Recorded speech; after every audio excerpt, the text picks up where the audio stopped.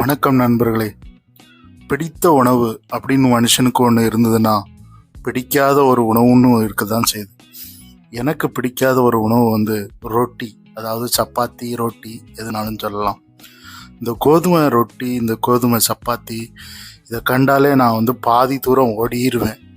வீட்டில் எப்பெல்லாம் இந்த ரொட்டி, இந்த கோதுமை ரொட்டி வைக்கும்போது நான் பழையது சூஸ் பண்ணிக்கிடுவேன். எங்கள் வீட்டில் பழைய கஞ்சி இருந்ததுன்னா அதை குடிப்பேன்.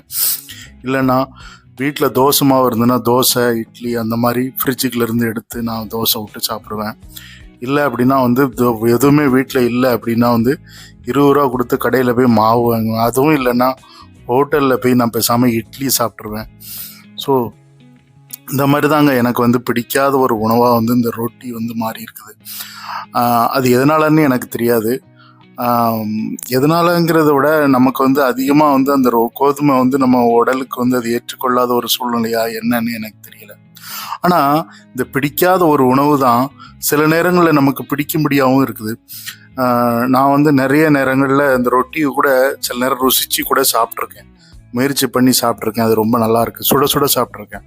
இப்போ நீங்கள் பஞ்சாப் மாதிரியான இடங்களில் தாபா ஸ்டைல் ரொட்டிலாம் போட்டிருப்பாங்க. அங்கெல்லாம் காலநிலை உணவுகள் ரொம்ப நல்லா கிடைக்கும்.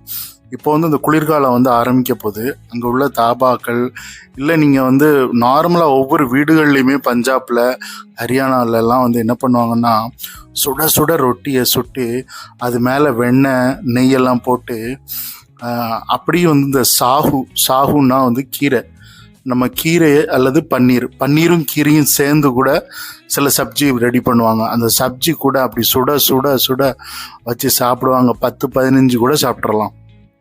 அதே மாதிரி சட்னி, ஒரு தக்காளி சட்னி மாதிரியான ஒரு மிளகாத்தல் சட்னி வைப்பாங்க. ஸோ அதுக்கும் இந்த ரொட்டிக்கும் அப்பப்பா அவ்வளவு சூப்பராக இருக்கும். நான் சாப்பிட்ருக்கேன். ஆனால் அந்த அளவுக்கு அடிக்டடாக போகல. ஆனால் சில நேரம் நினைப்பேன், நமக்கே இந்த கோதுமை பிடிக்காத ஒரு உணவுன்னு நம்ம சொல்லணும், எனக்கு பிடிச்ச ஒரு உணவு தான் அப்படின்னு கூட சொல்லிடலாம் அப்படின்னு நினைப்பேன். ஆனால் நான் பெரும்பாலும் அதை நான் அவாய்ட் பண்ண தான் முயற்சி பண்ணுறேன்.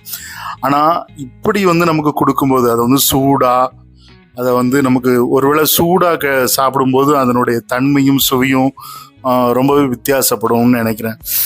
ஆறுன பிறகு நிறைய உணவுகள் அது சாப்பிட்றதுக்கே ஒரு உரித்தான உணவாக இல்லைங்கிறது தான் என்னுடைய கணிப்பு.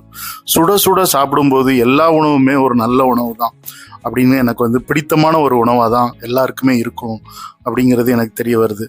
சரி நண்பர்களே, யாருக்கெல்லாம் என்னென்ன உணவு பிடிக்குங்க கமெண்ட் பண்ணுங்கள், ஷேர் பண்ணுங்கள், லைக் பண்ணுங்கள், சப்ஸ்கிரைப் பண்ணுங்கள்.